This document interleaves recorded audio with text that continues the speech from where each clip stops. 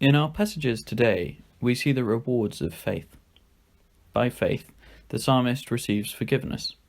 By faith, Moses goes up against the Pharaoh's sorcerers. And by faith, we're assured of the great gifts of God by the writer to the Hebrews. By faith, today, those gifts are open to us. Happy is the one whose sins are forgiven, sings the psalmist.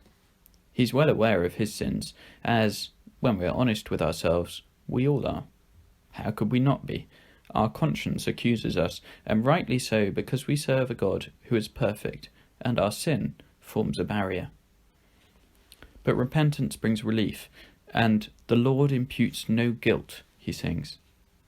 The psalmist, writing before Christ, has faith that God's nature brings forgiveness. We know now that this forgiveness comes through Christ. Although we are all guilty, by his sacrifice on the cross, we're made innocent in the eyes of the supreme judge. We've been following the story of Moses all week, watching his petulant temper tantrums and paralyzing lack of confidence. And yet now that the time has come, he trusts in God, he has faith, and that faith is rewarded. The Pharaoh's sorcerers may be able to mimic the signs of God's power, but they are unable to reverse them. All this is made clear by the writer to the Hebrews, who gives us that famous definition of what we mean by faith: the assurance of things hoped for, the conviction of things unseen. We know from our own experience that God can feel far away.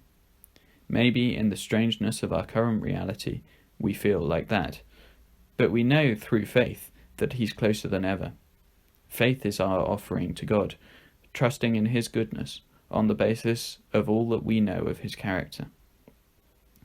Through faith comes worship and service to God and for God. And from faith, God gives us the greatest gift of all, forgiveness.